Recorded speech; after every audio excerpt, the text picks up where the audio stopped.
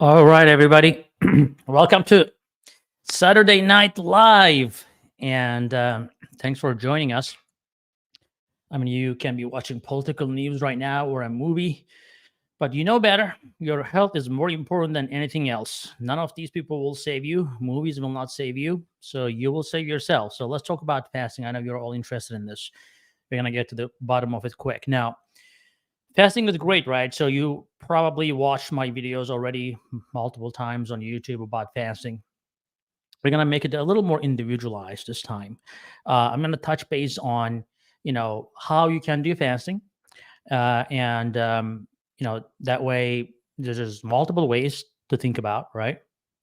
But also who is at risk, who can really fast and who cannot really fast, and if you can fast, what do you need to do? What do you need to do with the medications? To be honest with you, if you're not on any diabetic medication, if you're just taking some supplements, for example, or nothing, just lifestyle changes, and you're under control, you're pre-diabetic, or you're diabetic, but your A1C is down to 6 or less, you can do any kind of fasting you want as long as there's no other contraindication. We'll talk about the risks of fasting for sure for diabetics and non-diabetics, and there are type 1 diabetics out there. I don't know how many type 1 diabetics are in the audience right now. If you don't mind, send me a shout out and saying that I have type 1 diabetes. So if I know there are type 1 diabetics in the audience, I'll also touch base for type 1 diabetics. But if there's none, then there's no point of wasting your time. So we're going to talk about that, and then the next thing, we'll talk about medication management. If you're on medications, which um, a lot of people, the people who comment on YouTube, a lot of people are passionate people. They are the ones who control their diabetes without medication. But I know for a fact that a lot of people are taking medications, right? So that is a fact, and we cannot just brush it off like everyone else does on YouTube, as if people don't go to doctors and they treat themselves on YouTube. That's not true. You should not be doing that. You should be trusting your doctor. Your doctor is your best ally. There's a lot of misinformation on YouTube. Doctors are sold. They're working for pharmaceutical companies. They're pushing sugar. It's just a bunch of crap. They're just trying to promote themselves, and you innocent guys just believe whatever you see. So you should be careful about what people are saying. In the U.S. we have a great system, and doctors, the physicians in the U.S. is mostly the most regulated industry. Like there is nothing else like doctor-patient relationship. Even pharmaceuticals, they are so highly regulated. Yes, they have big powers and all that, and they can influence politicians. But at the end of the day, they are so regulated that you cannot go to a drug dinner nowadays, and then they cannot buy you alcohol. It's just not. Those things were in the past, and a lot of things changed. Again, I'm not a drug pusher. I'm not a sugar pusher by any means. What I'm trying to say is you have to have a trust relationship with your doctor, and definitely get a second opinion, third opinion, if you have doubts about it. But do not be too much self-opinionated, and that's not always the best thing for you. It's like me being self-opinionated about plumbing after watching a few videos, and plumber will be like, oh well, then do it yourself, right? So back to fasting here. So with the fasting, guys, I think the biggest thing is you need to understand that you're going to get into ketosis, not ketoacidosis. It is ketosis. Uh, and then it will happen after 12 hours. So if you want to get the benefit of fasting, you have to fast at least, 12 hours. A lot of people are type 2. I don't see any type 1s here. But after 12 hours, 20 to 30 hours, your ketones really peak. And the ketone bodies will, your body is starting to switch from glucose to ketones in the meantime. You are going to feel some symptoms. You're going to feel fatigue because you're changing gears. So if you're new to fasting, you don't have to force yourself. Just start with, 8 hours.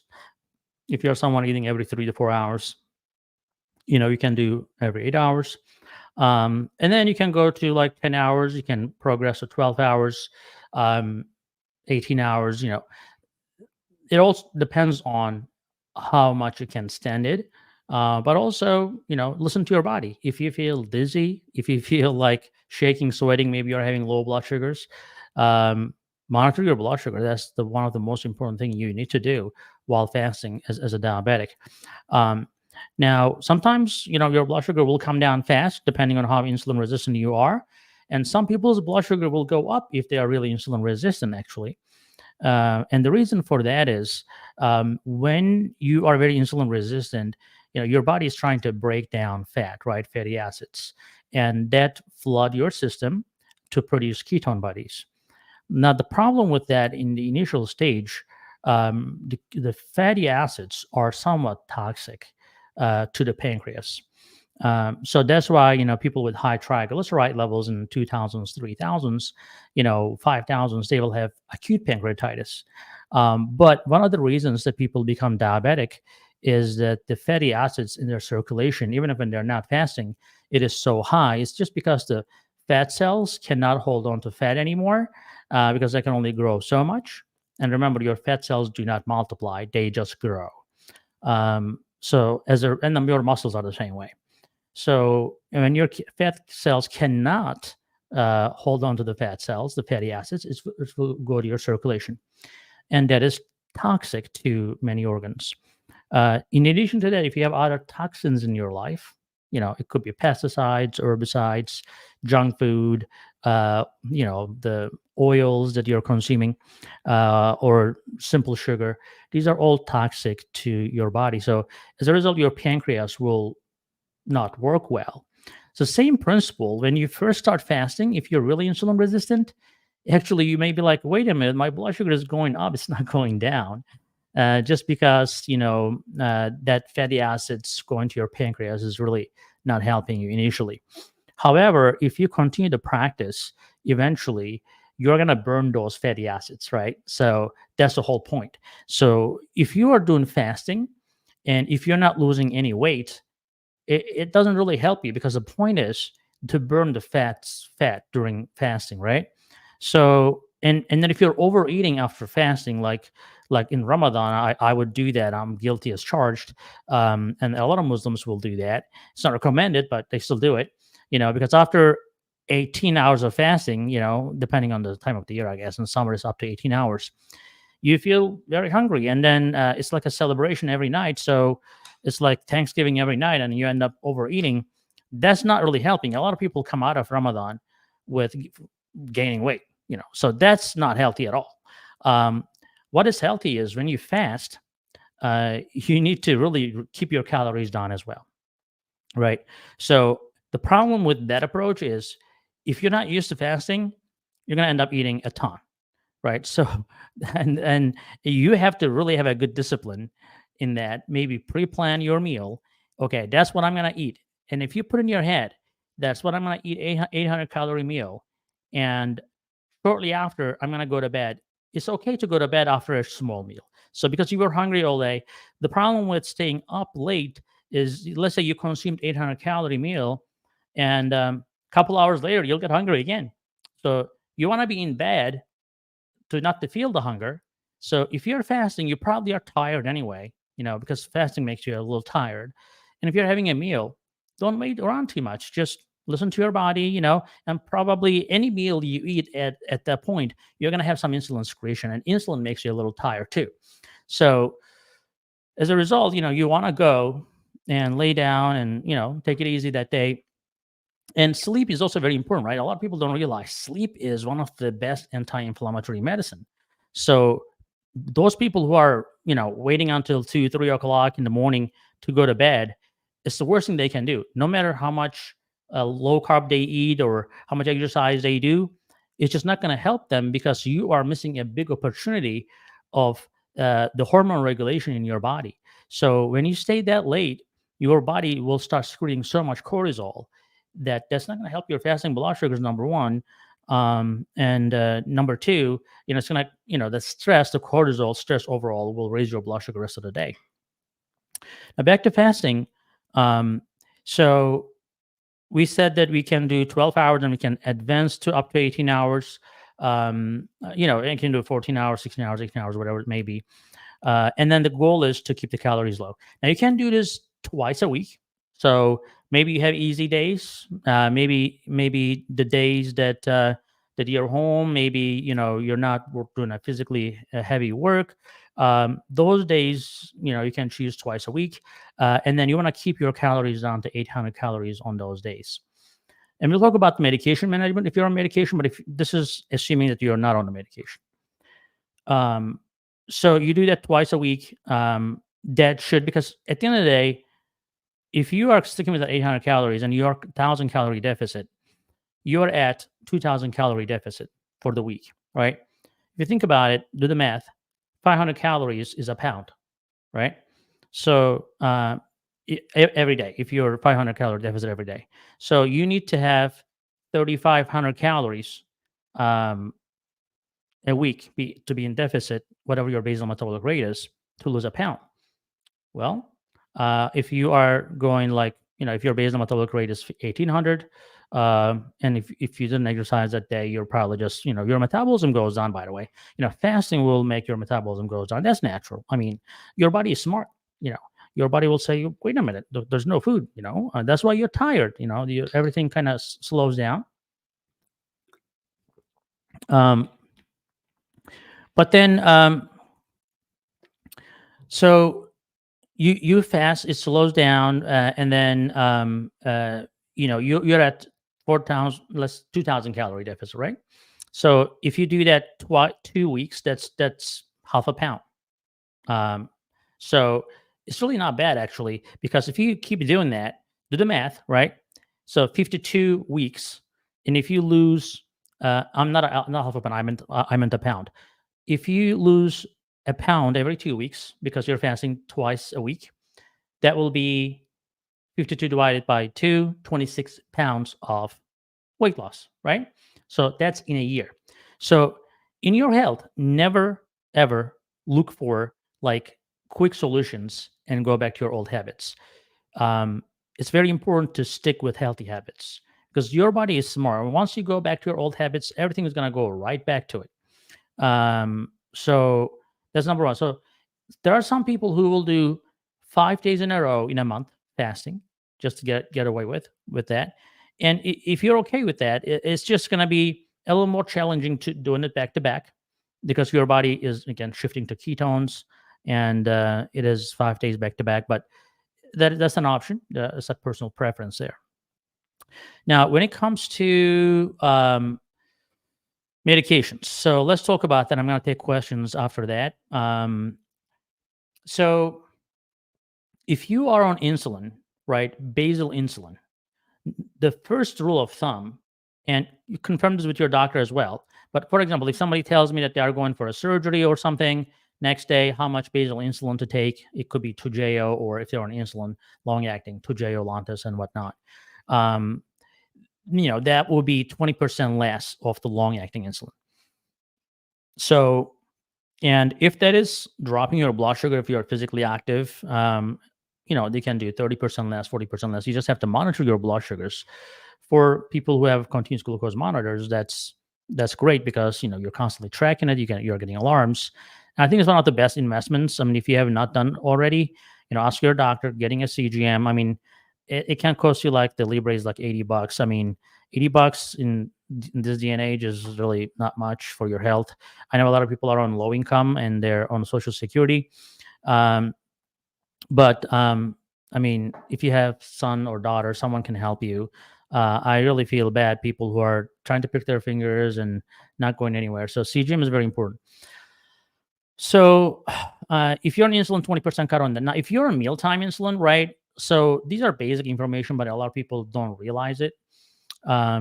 If you're on a fast-acting insulin, it could be Novolog, it could be Fiasp, it could be Novolog, Humalog, Fiasp, Admelog. One of these medications, they act fast, and their purpose is to prevent the spike in your blood sugar when you eat a meal. The reason you may be on mealtime insulin is just some people, no matter what they do, their blood sugar still spikes just because after so many years of diabetes And if it's not well taken care of in the beginning, you will, and eventually everything fails, right? So nothing is permanent. So if you're spiking and nothing you're doing is helping, you don't want to spike. You don't want to go over 180 milligram per deciliter. So that is the goal. 180 milligram per deciliter. You go over that, you're damaging your mitochondria. You're causing a lot of damage. It's like a huge gust. It's like 100 miles an hour gust hitting you, hitting your house every time you go 180. Now, in the house, you can see the damage, but in your body, you don't see the damage. The damage is basically aging and eventual organ failure. So, God created a lot of defense mechanisms, but not to a point where you can abuse it and then just keep living your life as if like everything is free. Your body will fail eventually. That's why we recommend a lot of antioxidants in your diet and in your supplements to prevent that damage. But the most importantly, yeah, you need shutters, right, for a storm, but if possible, don't live on the beach. That's unless you're wealthy, super wealthy, right? Uh, you know, so don't do things that will predispose you to have a problem. So not to have a blood sugar spike is the number one thing. By the way, I said that it makes me say this. So we are coming with the Sugar MD Advanced Glucose Support again. So we have volunteers who are taking the supplements, giving us a feedback. This SWAT group, I love them. They're like so responsive. They are Sugar MD Advanced Glucose Support fans. So we have very promising results, and it's going to come in the fall. So be on the lookout for that. We are going to actually put a page on the website, and you guys can sign up and pre-order and whatnot. But we have been getting showers of emails for like so long right now, and we have been working on it, at the back end, and we wanted to make sure that we make you happy with whatever we come up with. So, and then remember the unfortunate event maybe we endured. We became much better out of that. Now, as a company, we are like so careful with everything we do. Like we test everything 5 times to make sure there's no contamination in anything. Um, so the back to medications, the mealtime insulins, you don't want to take that. You don't if you're not eating, right, the fasting. So the only time you would take that is when you eat that 800-calorie meal. Now, if you're not normally eating 800-calorie meal, um, if you're taking 10 units for a regular meal and this is a small meal for you, you also need to be careful about that because your body has been pretty insulin sensitive for a whole day, right? And now you're eating a small meal. And if you take that regular fast acting insulin at that meal, it may actually drop your blood sugar. So you just need to be mindful and say, okay, let me just monitor. Anything you do is different. Anytime you start something different, it could be a diet, it could be fasting that day, it could be maybe you did something unusually physically active. Just be extra vigilant with your blood sugars because your body, your muscles, the sensitivity to glucose changes. And if you're on external insulin, your body has no power over it, right? So normally your body, when it makes insulin, it decides how much insulin to make based on the blood sugar on like dynamically. But when you give the 10 units of insulin, 20 units of insulin, some people are taking 50 units of insulin per meal. And imagine that. And, you normally eat at 3,000 calories and you take 50 units. Now you went ahead and took the 50 units, but only at 800 calories. Guess what? You may be in the hospital. So those are the things you have to pay attention. Another thing is sulfonylureas, right? Glipizide, glyburide, glimepiride. Those agents, you don't want to take them if you're fasting all day. The only time you would take them is maybe take half of it before the meal, the only meal that you're going to have that day. And only take half of it because, again, your body, all sulfonylurea, what it does, it basically releases insulin from your pancreas. So it is similar to taking an insulin shot. It's just that we are squeezing your pancreas a little bit more to get the insulin out. And people prefer that sometimes because they don't want to inject themselves. But in that case, again, you have to be careful if you're having a small 800-calorie meal. Now, if you are saying, look, doc, I can fast, but I cannot go down to 800 calories. Are you kidding me? I'm a big guy. That's fine. If you're a 300-pound guy and you normally eat 5,000 calories a day, then maybe for you it's 1,200 calories. That's why you have to kind of personalize things. And maybe if is a good rule of thumb, on the fasting days, maybe lower your calories by 50%, whatever you're normally having for dinner, and that will be a good recipe for the fasting for that day. But if you're having the full meal, it's just not going to help you.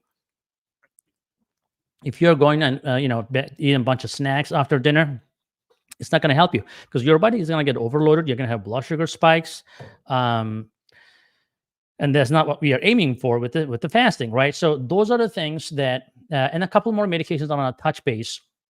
If you're on metformin or SGLT2 inhibitors, so metformin and SGLT2 inhibitors like Jardiance and Farxiga will increase the ketosis in your body. So you will go into ketosis a lot faster. So it is, in a way, kind of cool, if instead of fasting like 20 hours, if you're on Jardiance, you can get away with fasting maybe 12 to 15 hours, get the same benefit, because what Jardiance and Farxiga is doing actively, you basically pee the sugar out, right?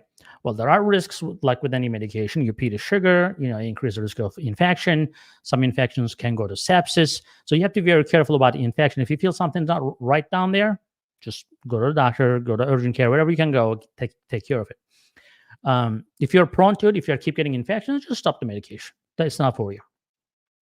But with those medications, the other risk is, and that's been reported multiple times, is diabetic ketoacidosis. And the reason that happens, like if I take Jardiance, right, I wouldn't go to diabetic ketoacidosis. Why? Because my body still makes plenty of insulin if it needs to. With the diabetes, and you don't know how much insulin you're making unless you do, unless you're really in tune with your body or your doctor checked it for you. And that's even higher risk for type 1 diabetics, especially like if a type 1 diabetic takes Jardiance, for example, and they reduce their insulin quite a bit because they're fasting, they may go into diabetic ketoacidosis because they are, without insulin, you become ketotic. So that is the whole point of ketogenic diet, intermittent fasting. But if there is another medicine that makes you prone to ketosis, then things may get out of control, because what ends up happening is you're dumping the sugar, you're making ketosis a lot faster, and your body normally has ways of clearing ketosis, turning ketones into glucose and whatnot, or using ketones in your tissues. But if your body starts making ketones uncontrollably, way faster than it can eliminate, and there is no insulin in your body to stop or regulate the ketosis, or your insulin levels goes down because of the ketosis itself, there are reports of diabetic ketoacidosis with normal blood sugars. So you may start having nausea, vomiting, and super fatigue, abdominal pain. These are the signs of diabetic ketoacidosis.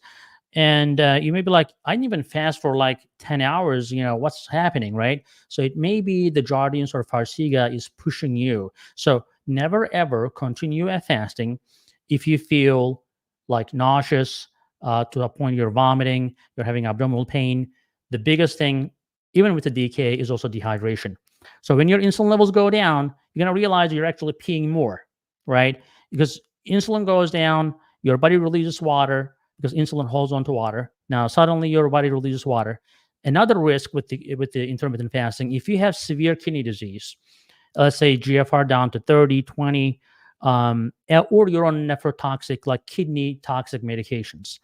Well, dehydration and kidney toxic medications together is not a good recipe. Because your kidneys has to flush out all those metabolites of those medications. And if you are fasting and you're not drinking enough water, which kind of naturally happens, because when people fast, our thirst mechanism works in a way that you have to have solutes, which is like salts and electrolytes. And if you're not getting that in, your body is not going to get thirsty. Now you're losing water and you're busy. You don't drink water. That's why I keep drinking water, right? So you don't drink water. What ends up happening? is you get dehydrated. And there you go. Now you have acute kidney failure because of intermittent fasting. The point is not to scare you. The point is to be mindful and understand your body. Like, are you, that's why we always say, if you're going to do fasting, talk to your doctor. A lot of people take things into their own hands. They just think that they know. That's why I don't touch anything. I'm not a handyman in my house. I don't touch electric. I don't touch plumbing because guess what? I screwed up. No matter how much I try, even if I claim to be a handyman, there are a lot of people who claim to be a handyman and they screwed up because they don't call professionals. So you need to really talk to a professional to see if fasting is good for you. Now, not every professional will answer your questions, right? So if a primary care doctor says, I don't know, ask your endocrinologist. That's fine. Ask your endocrinologist, and because your endocrinologist or your nephrologist, right? Because if you have kidney problems, especially, run these questions by your doctors. But if you're overall healthy, you're not on insulin, you can fast as much as you want, you can fast every day. My wife fasts every day. She will, um, will only eat dinner. Although I'm a big proponent of fasting. When I do fasting, I'm not a diabetic, obviously, but when I do fasting or when I recommend a healthy person to fast, or even sometimes diabetics, and if their goal is to lose weight, I tell them skip the dinner because when you have a breakfast, your body whole day, your metabolism is up, right? So your metabolism is not going down. You're not feeling tired. You're not feeling like down and depressed because you constantly think about food. Um, you can fuel your day with a breakfast and a smaller lunch. Still, you can keep it small. I mean, if you have a protein breakfast, it's going to last you. If you have a protein lunch, it's going to last you. Now, as a dinner time, you're not that hungry because you had some calories in, right? So that's good. The problem is it's a social pressure. So I come home, my wife will be like, I cooked dinner for you. Eat it. I'm like, I was planning fasting today. She's like, eat it. I'm like, okay, I'll eat it. so so you have to pre-plan with your family and say, look, I'm not gonna have dinner today, or if you're on your own, just put in your head, make sure there's no leftovers that had to be consumed so there's nothing distracting you.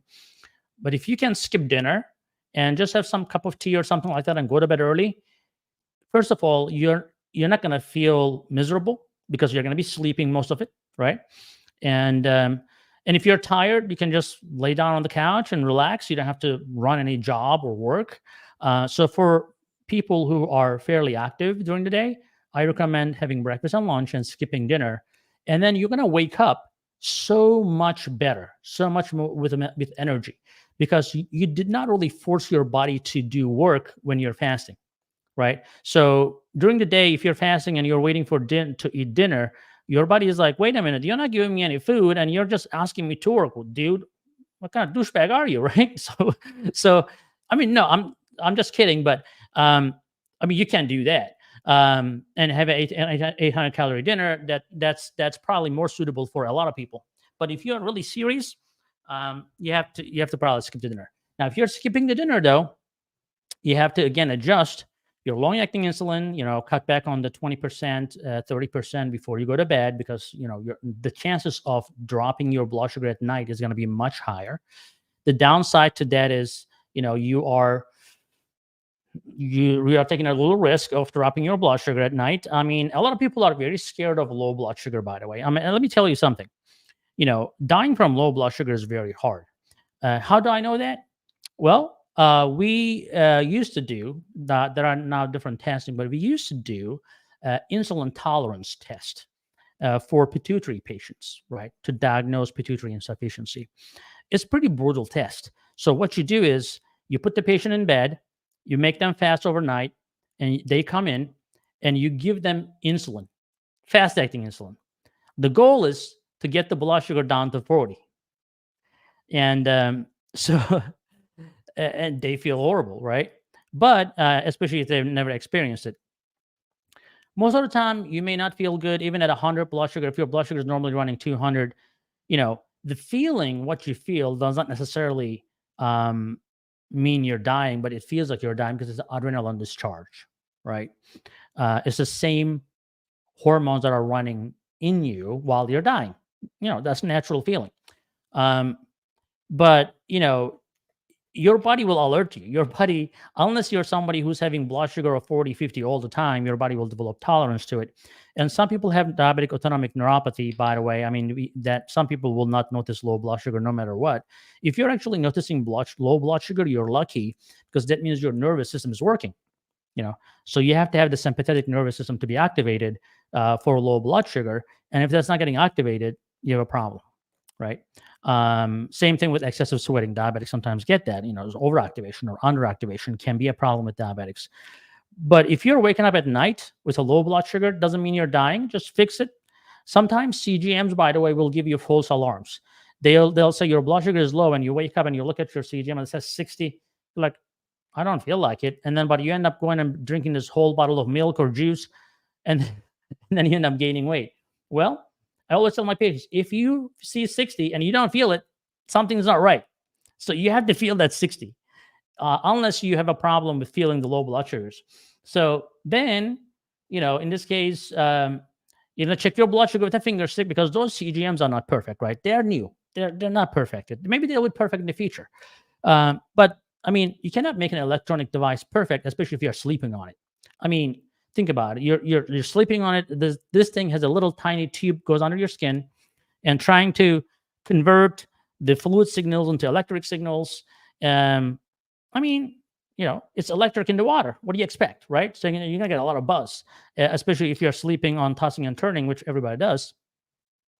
So you're gonna have problems with, especially, and then these devices are set to show low, because that's the safety thing. They don't want to get legal problems, so they just, we call it rather low instead of high or normal, so that they don't get into trouble. So you need to make sure that it's not really low, and don't eat anything. If you're down to like 80 and then your arrow shows straight line on the CGM, that means you're not dropping, so you can go back to sleep. You will wake up with sweating, with panic, or heart racing if your sugar is really low. Now, if your sugar goes low with fasting at night, then you learn something from it, right? You say, well, I guess, I fasted, which is great. I went low, which is great. You know why it's great? That means that your body became insulin sensitive. So you achieved the goal. So the same insulin caused a low blood sugar. Now, having said that, you may have already cut down to 20%, and then you still have a low blood sugar. That means you did really a fantastic job. Maybe cut down to 40% next time when you fast to avoid a low blood sugar. So those are the things sometimes you have to do trial and error. But if you want to achieve anything in life, you cannot be timid. You have to sometimes take a little challenge and know what to expect and know how to fix the problems. So now I'm going to take the questions. It's already been 30 minutes here. Let's see.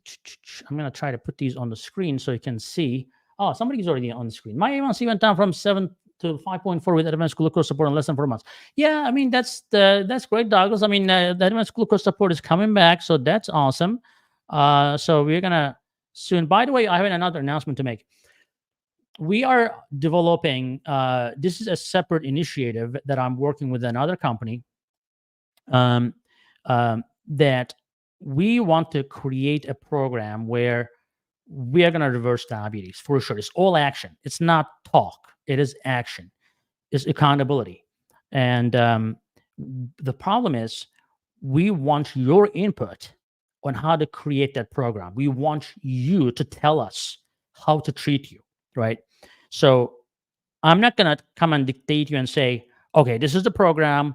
You take it or leave it. And if you don't take it, you're going to be diabetic. If you take it, you're going to reverse it.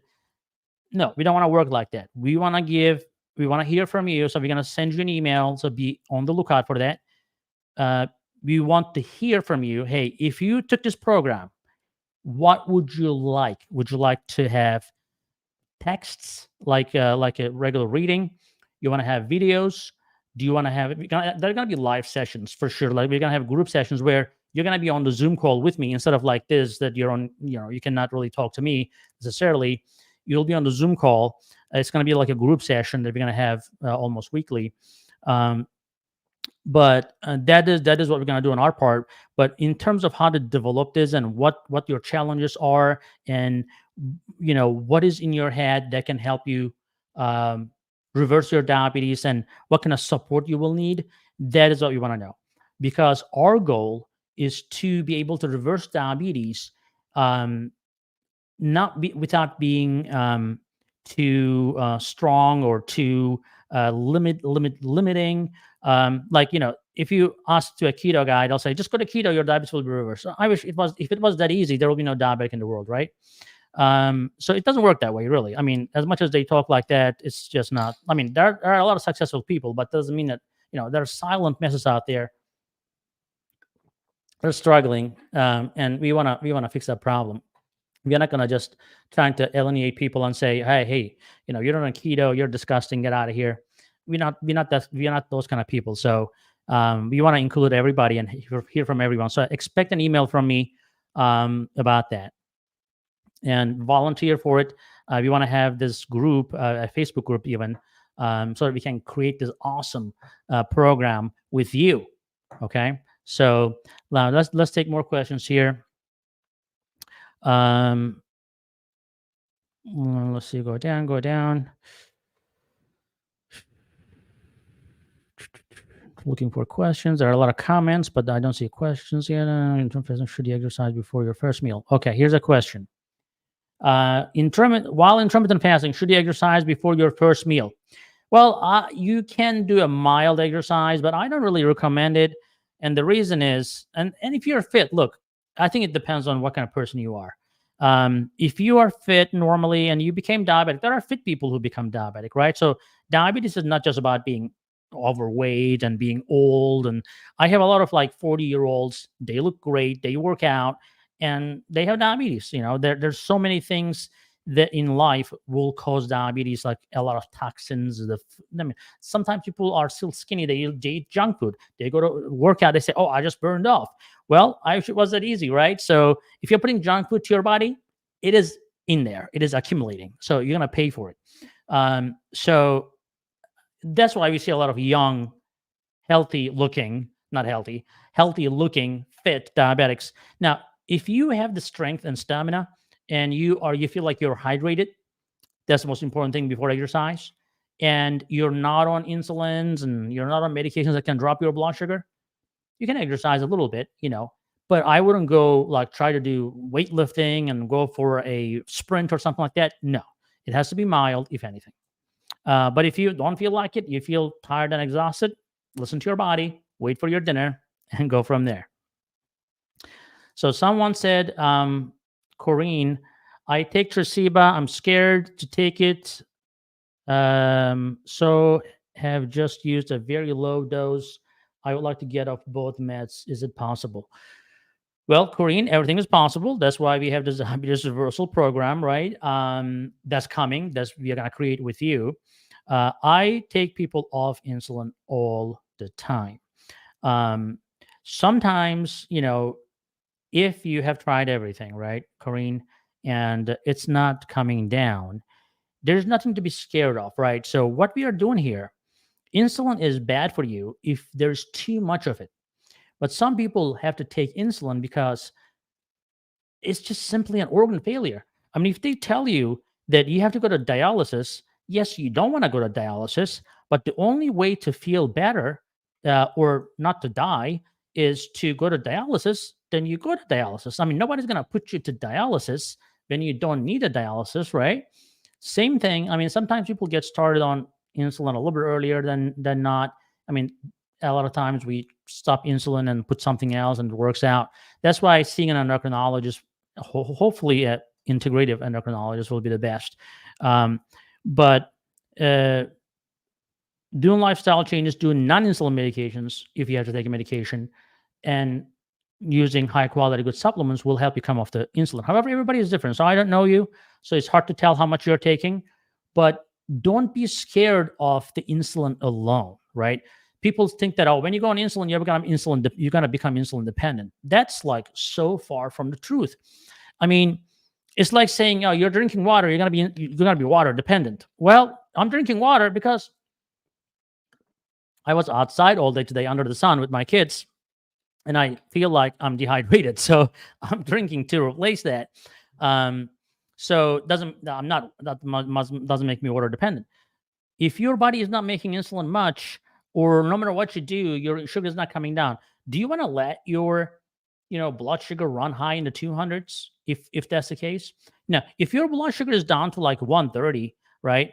And you can bring it down to 120. Obviously, you're still making insulin. There's a lot of things you can do, but sometimes, people are people, we there are things they can do, there are things they cannot do. And if everything boils down to taking insulin and that's your only option left, that's okay. It's not that death sentence. A lot of people actually, sometimes when I start insulin, they'll come and say, you know what, doc, I resisted so much, but guess what? I feel so much better. Um, One thing when you go on insulin, though, you have to be careful. You have to really cut back on your salt consumption.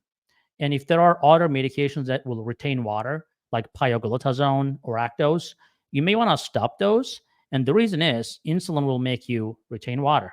Now, a lot of diabetics have chronic venous insufficiency because, again, they have neuropathy in their legs, and it causes swelling. Now, swelling is a type of neuropathy, so they don't realize it. Nobody tells them that. But when you start something that will make the body water retain water more, like insulin, then people immediately blame insulin, saying that, oh, insulin caused the swelling in my legs. Well, if I take insulin, or if a new type 1 diabetic, like type 1 diabetics takes insulin all their life, why do they not develop uh, edema or swelling, right? Well, because they do not have an underlying venous insufficiency, right? So again, I'm not promoting insulin, but just don't be afraid. Start slow and gradually increase. And you can always come off of it, because let's say you had a knee problem and you had a knee replacement. Now you can exercise. Great. If your sugar is going too low, first of all, that's a good indicator that you don't need insulin anymore. All insulin does is lowers your blood sugar from here to here, right? So if your sugar is already here, is already down, then you don't need to take insulin. I mean, but it has to be consistent. You cannot just make day-to-day decisions. It has to be consistent lowering of your blood sugar after the changes you make. So let's see what else we have here. Somebody says super berber improve the blood sugar control. I also follow diet and exercise. Yeah, so that's great, right? Like with any other supplement, guys. I mean, always discuss with your doctor. Your doctor may know a thing or two. If it is not for you, if they say no, you cannot take this, don't take it. It is a great antioxidant. It's a great energy booster and insulin sensitizer. But having said that, it's not for everybody. But we have, I mean, thousands of people every month, showing their appreciation about how much it's helping them. All right, so let's see. I'm type 2, I'm type 2, I'm type 2. Let's pass these ones. My glucose readings are in the health range after I eat throughout the day. The only problem is my fasting glucose. Could you provide insight on this? Again, the fasting glucose is the most problems actually start happening after 4 or 5 o'clock in the morning. So more than likely, if you're not very insulin resistant, your insulin production will be enough to keep things under control. But the cortisol, growth hormone, adrenaline that kicks around 5 a.m., 4 or 5 a.m., or sometimes depending on if you wake up late, sometimes it kicks late because they are programmed to kick in like a couple hours before you wake up. Then you see the blood sugars are high, but maybe it was a lot better if you woke up at 5 o'clock in the morning or 3 o'clock in the morning. Could have been a lot better. And then dawn phenomenon is so common, and the reason for that is, think about this. I mean, there is a resistance suddenly building in your body right around in the morning time, the dawn time. So, and then if your body does not produce enough insulin to counteract that, that is the best evidence for you to know that you have insulin production problem and insulin resistance problem at the same time. It's because your insulin is only as good as the resistance you have. It's just a balance. But sometimes, no matter what you do, even normal people, normal people's blood sugar will be like, say, 80, 70, 60 even. Like when I wear my glucose monitor, I mean, sometimes when not my monitor, but I sometimes wear monitors just for fun and see my sugars. It'll be like 50 at night. Like I told you, like it's incorrect, but it just shows you that it is downtrending at night by 2, 3 o'clock. And then I wake up, I'm like 90. And if I don't eat breakfast, sometimes it goes 100. I'm like, wait a minute, I'm not, my A1C is 5%. How's that? How's this happening? Like the blood sugar is going up. But that's why I always tell people, wake up, have a breakfast, protein breakfast, that will reduce your blood sugars. That's going to minimize the dawn phenomenon. If you're on insulin, take the insulin as early as you can. If you see those glucose going up in the morning, but if your sugar is only going up for a few hours during dawn time, it may not be a huge problem unless you're exceeding 180. So health wise, I mean, you don't have to worry about that. Just see what your blood sugars are at 4 o'clock.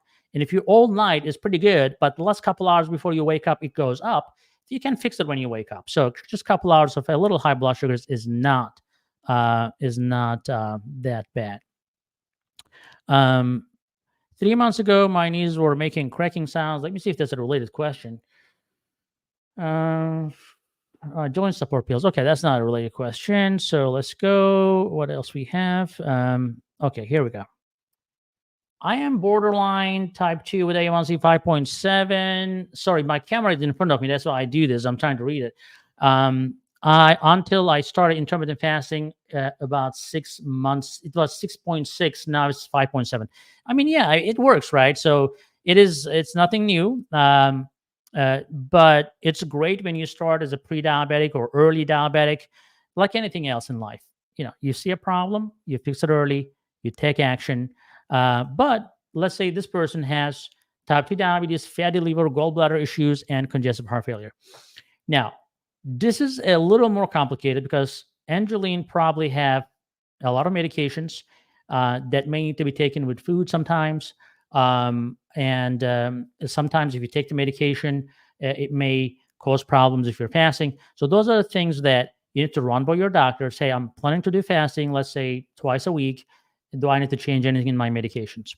As long as you get the blessing from your doctor, they say, no, you're fine. You can fast.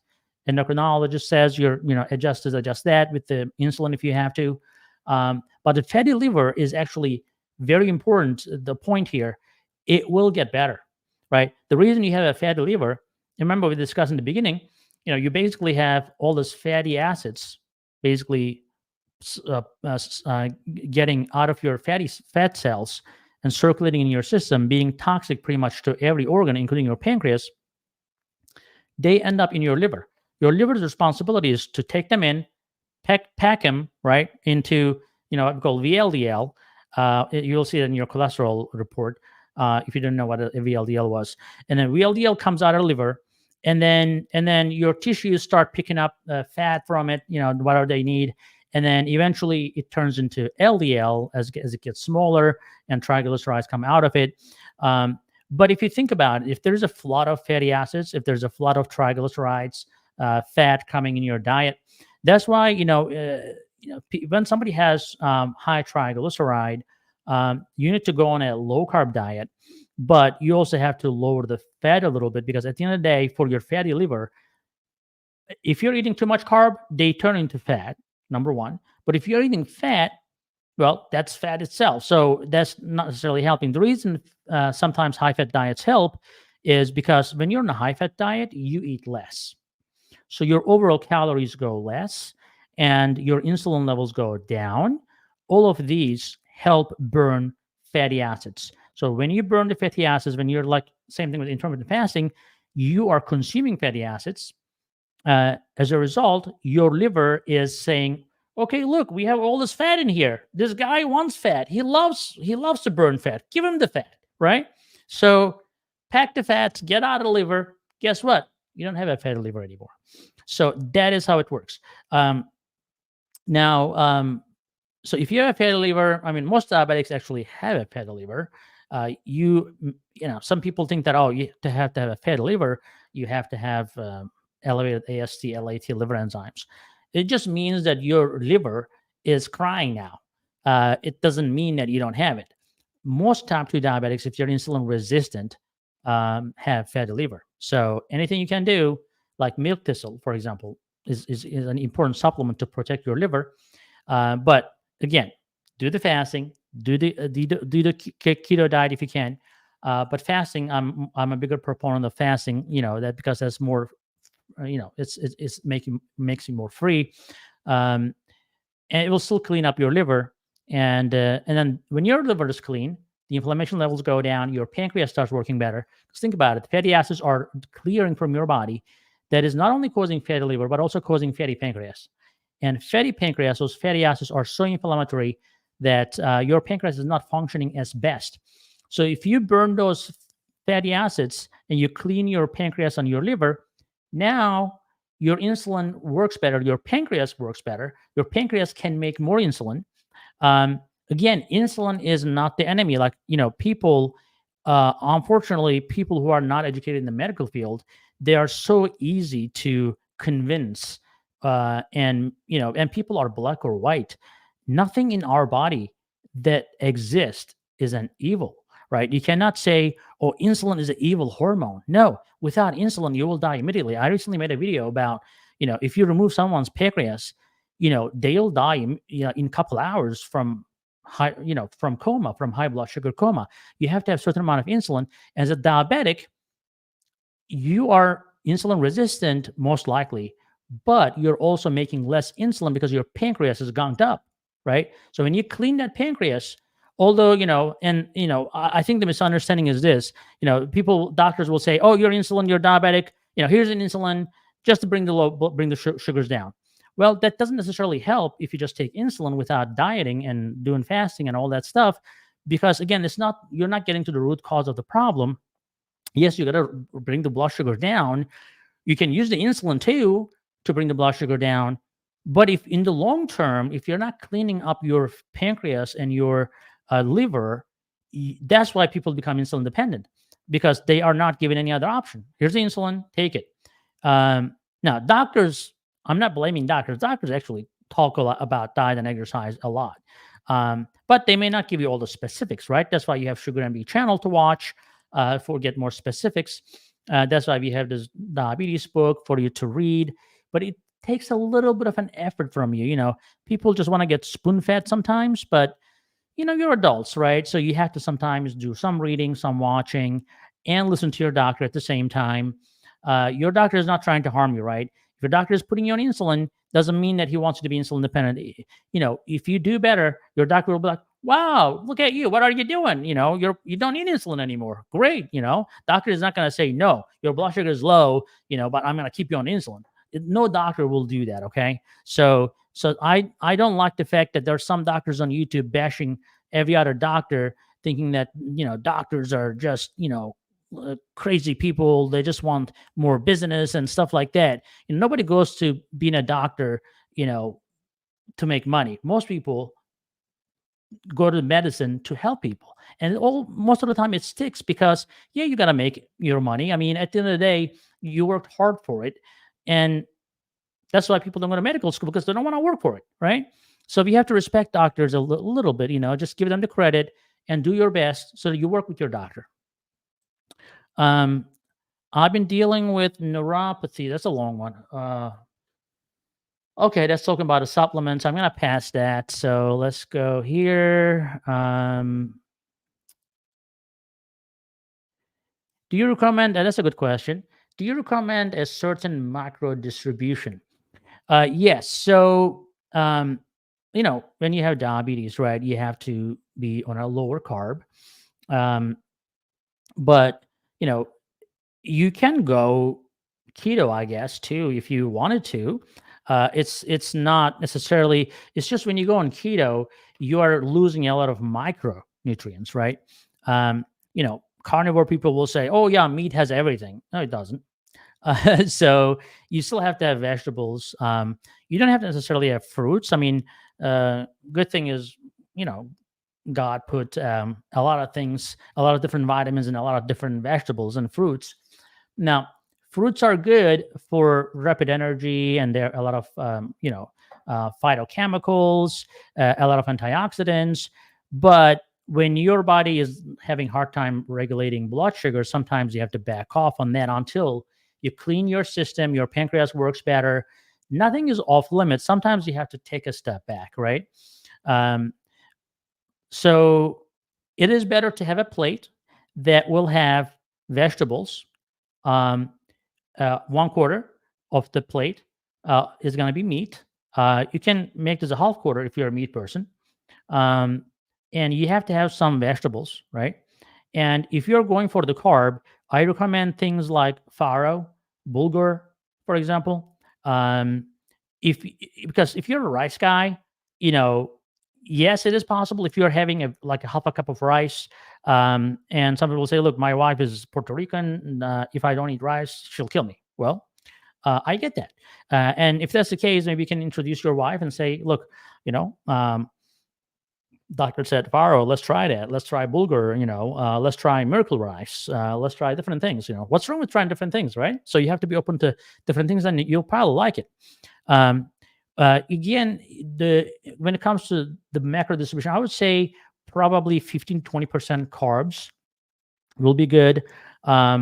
You can do around 30 to 40% protein and then another 30-40% of fat is fine. Now, fat, when it comes to fat, you have to be careful because if you're eating beef that is not grass fed, those have fatty acids. Now, when we talk about fat, by the way, it's a very deep topic.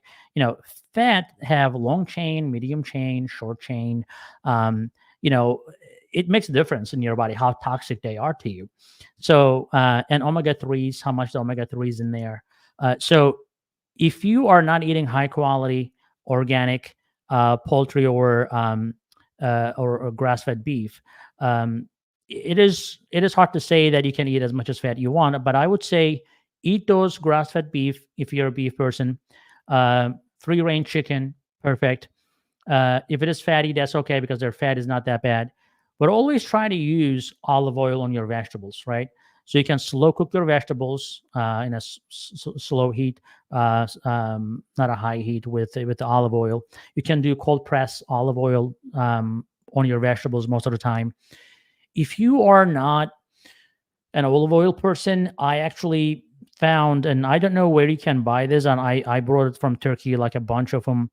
They call it olive milk, and I mean they use it as a medicine there in Mediterranean. Like they literally just take a scoop of it every day, like a spoon of it every day. But I realized that it does not really have a strong smell like the olive oil does, because it's interesting. We talk about cold press olive oil and everything, but olive milk is the next level. So what they do is they hang the olives like almost straining yogurt. They hang the olives, no pressing. When you talk about press, cold press, when you press things, you create heat. Yes, you don't have to apply heat, but you're creating heat, and that heat actually kills a lot of things, the healthy things in the olive oil. But the olive milk is so pure that you basically just hang it there and then just let it ooze the perfectness. And that's why it is very expensive. I mean, that's the hard part to deal with. But I mean, if you're having a tablespoon on your food every day, I mean, that cannot be a better medicine than that, right? So, and if you can afford it, just do a couple tablespoons. That's not going to hurt you, right? And it's going to keep you full and satisfied, and it's not going to cause insulin resistance at all.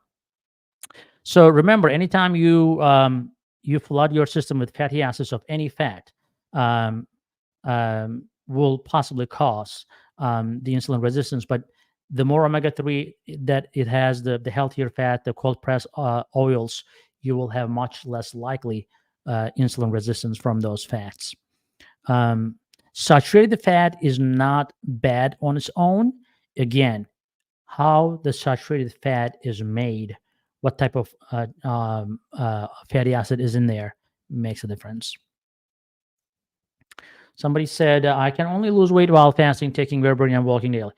Debbie, everybody is different, right? So, yeah, that works for you. Great. And then you should be trying. But sometimes you also want to be in peace with yourself. So, one thing that every diabetic should think about: diabetes is not a failure.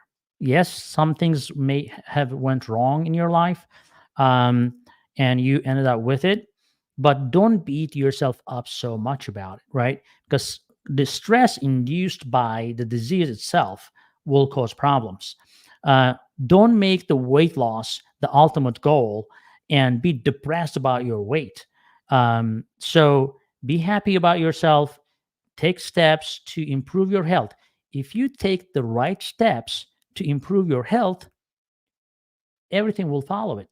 So it's like a law of attraction, I tell my patients. So if you think that you're going to do well in life, in a job or whatever it may be, and you talk to everybody about it, you don't think a failure is an option, but you understand that the success may not happen overnight, but you stick to it and you believe in it, and you don't cry over it because one day went bad or whatever. You stick to the idea that you will do well. So it's okay. Try, let's say berberine you tried, it didn't work for you. Don't throw a tantrum. We have people writing bad reviews saying that, oh, super berberine did not reverse my diabetes. I mean, come on now. So yeah, I mean, if you guys are buying from Amazon, please write some good reviews, because we have only people with bad experience write bad reviews, reviews. So please take a moment. If you're buying from Amazon, go and put some positive reviews for us, because that really helps us, because people at the end of the day, they look at the reviews, and our competitors are buying reviews, and we are honest, and the honest people get burned because we don't have these huge budgets to go buy reviews. And but these big companies, they just buy reviews and make themselves 5 stars, um, and get away with it. So our reviews are honest. But we encourage 5-star reviews if you can, especially on Amazon, because that is something that we don't have no control over at all. So I took a blood test a few months ago, 16-hour fast, just drinking water and black coffee. Blood sugar was 5.1. I think 5.1. Let's see what that is. 5.1 millimole to deciliter. I'm very horrible with this, unfortunately. I need to learn this thing. 5.1. Where are we? Okay, it's around. Yeah, it's pretty good. Yeah, I mean, I figured it was good. Um, okay, let's see what else we have here. How does drinking black coffee in the morning before first meal affect blood sugar? Well, most of the time, black coffee will spike blood sugar. Um, it is what it is. It stimulates. It's a stimulant, right? So anytime you're stimulated, um there are a lot of cortisol and stress hormones come in. All this short lived, and there's nothing wrong with that. But and you panic, especially people with CGMs nowadays. They constantly see their blood sugar, like, whoa, whoa, whoa, whoa, my blood sugar is going up. It's crazy. um, yeah, it can spike your blood sugar. Some people do mushroom coffee. Some people do decaf, if they really don't want to spike the blood sugar. Or I always recommend, hey, eat a protein breakfast and have your coffee with it or after it, because that's anytime you have a liquid coming into your stomach early in the morning, it's going to be rapidly absorbed. That's what it is. And then a rapid rush of caffeine to your system will spike your blood sugar. But if you have food, especially solid food, it's going to help you with that coffee being slowly released. It's also going to be good because there's something called coffee crash, right? So people are coffee addicts. They'll keep drinking coffee every 2 to 3 hours because they feel the crash. So if you have it with healthy protein, high fat, high protein meal and have your coffee with it, the chances of spiking is much less. And then you can do your exercise in the morning, which with the kick of the coffee, exercise is a lot. It's always easier, right? And that now exercise, by the way, you're going to tell me like, hey, exercise spikes my blood sugar too. Well, it does, but it's again short lived. That's why there are a lot of studies about coffee that actually says prevents diabetes. After diabetes, it causes spikes, and the reason is this. So short-lived stress in your body is good for you, right? So exercise is a short-lived stress. Before you're diabetic, you do that. You drink coffee, you do that. They're short-lived stress. It helps your body to condition to how to respond to that. The problem happens with the long-term stress, could be psychological stress. It could be physical stress through excessive eating or being sedentary and whatnot. And obviously, you're not contributing any stress. Like short stress, but you're in the constantly under the long term stress that causes diabetes. Um, so when you become diabetic, your body cannot respond to those short term stressors anymore. So it's not coffee's fault. It's not exercise's fault. It is not your fault either. It's just your pancreas lost the ability to respond to the short term stress. Okay. Um, so that is something that you need to be aware of. That's a little bit of physiology in lay terms, but I hope that makes you understand. So if you are improving your pancreas health, your pancreas will be able to respond better. And then you will be less insulin resistant, obviously, as well. So let's see. Someone said, I have LADA for 2 years. I understand I cannot reverse this. Can I safely fast? I take insulin. Now, for people who don't know what LADA is, late onset diabetes of adulthood. Basically, there is an autoimmune attack to the pancreas. It is a little bit different of an attack. With the type 2 diabetes, the fatty acids and toxins are accumulating in your pancreas, right? That's causing type 2 diabetes. With LADA, it is like a type 1, but it's more like a late and slow. The reason she says that she cannot reverse this is because there is attack. Now, I'm not sure if that is correct that you cannot reverse it. Yes, it is more progressive than type 2 and it progresses faster. But a lot of autoimmune disorders happen as a result of immune system dysregulation or irritation. So some people will, for example, go off gluten if it is a trigger. Some people will go off dairy if that's a trigger.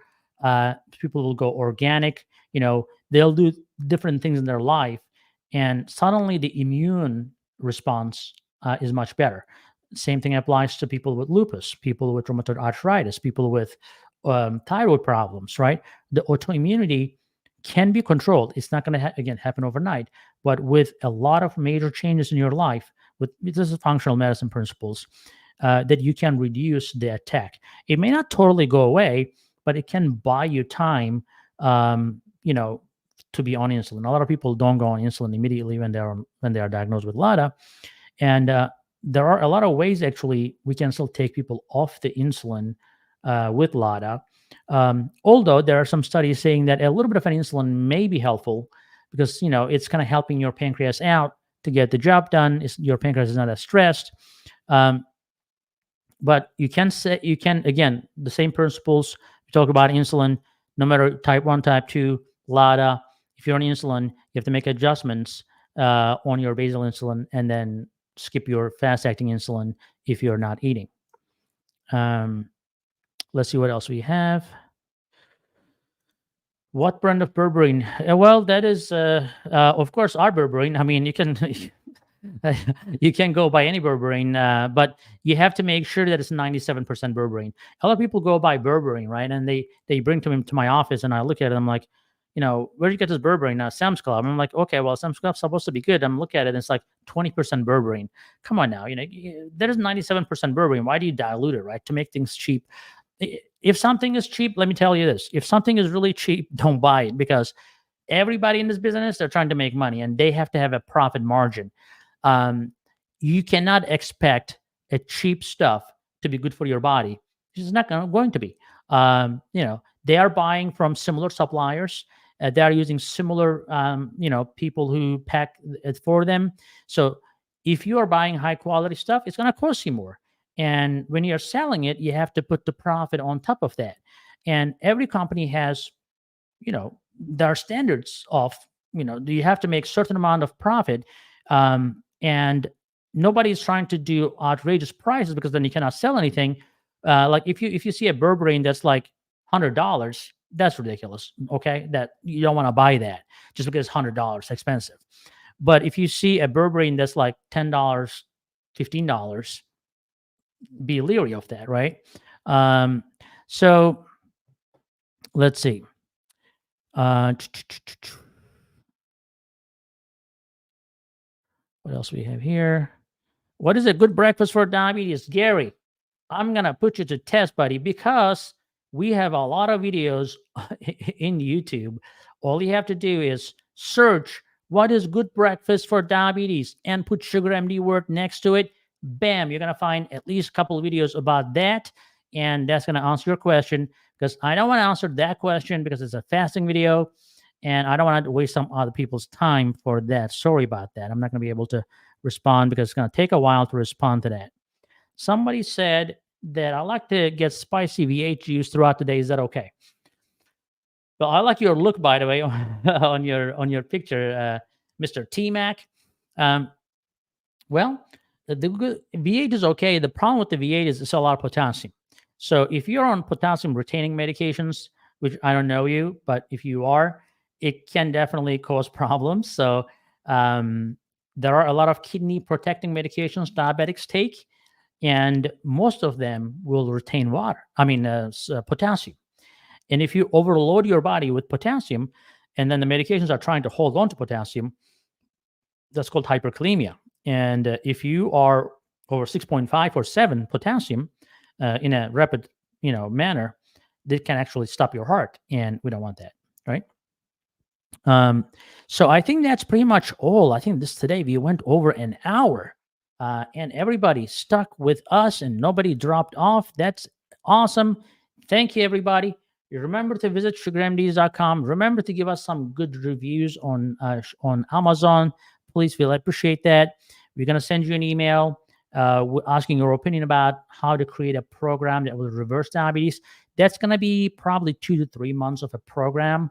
But we really appreciate your input on that.